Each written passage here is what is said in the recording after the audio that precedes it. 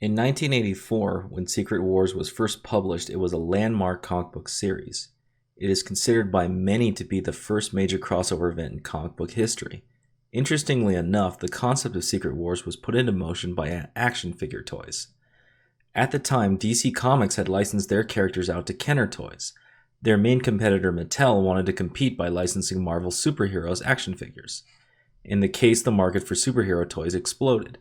Jim Shooter, editor-in-chief of Marvel at the time, was approached by Mattel, and the two companies brainstormed a way to tie the comics and the action figures together. The name Secret Wars was actually created through a focus group by Mattel. Mattel drove the direction and content of Secret Wars with demands for fortresses, vehicles, and weapons to sell as playsets for their toy line. As a result of Mattel's demands, Jim Shooter himself took on the duties of writing Secret Wars, with Tom DeFalco as his editor. The art combination of Michael Zeck and John Beatty were deployed to handle pencils and inks respectively. Coloring duties were handled mostly by Christy Shield, and lettering was handled by Joe Rosen. As I highlighted in my previous video series, The Path to Secret Wars ties together many Marvel superheroes as well as supervillains.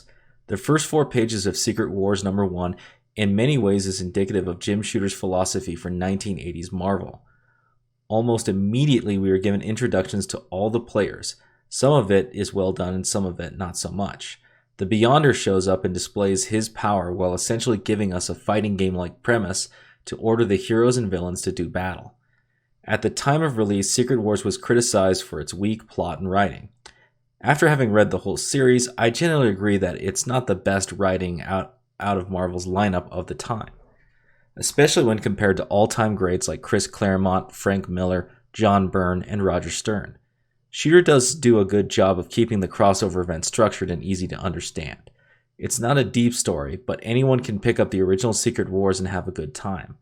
There is something to be said about pure entertainment. In many ways, one could say that Secret Wars was a precursor to the modern MCU summer flicks. It's not inspiring or thought-provoking, but it is entertaining and enjoyable. Early in Secret Wars number 1, we see early conflict between Galactus, typically the most powerful villain in Marvel lore, and the Beyonder. In addition, we also see the early schemes of Doctor Doom as he plans to discover the source of the Beyonder's power. The villains do not get along at all early in the issue, but neither do the superheroes.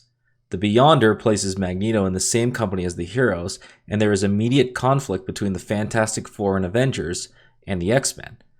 Just as fighting is about to occur between the heroes, the villains have organized an assault on them, and we are left on a cliffhanger. So, what do I think? The first issue is both odd and common for the time. Shooter sticks to his guns with introducing all the characters, but leaves us on a cliffhanger in the middle of the conflict. The art by Mike Zeck, Jim Beatty, and Christy Shield are fantastic. In particular, the opening double-page spread is amazing. I think it is important to remember at this time in superhero comics the concept of a crossover event hadn't been done, and Jim Shooter was probably dealing with some of the challenges of juggling that many characters. All in all, it's a well-structured issue, but it is a bit frantic with its pacing and lacks some of the writing flourish that many of the other Marvel writers at the time were employing. Hi everyone, this is Dan, and that was my review of Marvel Superheroes Secret Wars number 1. As you can tell, it's a little more edited than my usual videos, a little higher production quality, I guess you could say. But I hope you enjoyed it, and I hope you liked the video. So now that we're at the end here, let's see how I did. So this panel comes just at the end of the chapter. Oh, here we go. It's right here. And I actually got pretty frustrated drawing this panel right here, mainly because I kind of didn't understand the perspective that Mike Zeck was trying to do here. I think I am off, but I'm not quite sure. So no matter what I did, it didn't make sense for Wolverine to be that big in the foreground, so I made him a little bit smaller and closer to the X-Men right here. Also, the shading on Cyclops kind of drove me nuts, but that's for another day. I did cut out some of the details on the side, but it wasn't super necessary here. You kind of get the picture here without this weird cactus stuff going on in the background. Anyhow, it was okay. It's kind of a fast job, and I'm not particularly happy about it, but it was enjoyable to do nevertheless, especially near the end. Anyhow, that's the review. Let me know what you think. If you like this video, please hit the thumbs up. Subscribe if you haven't subscribed. Hit the bell for notifications. If you got any comments on Marvel Superheroes Secret Wars #1 or this illustration, leave it down below.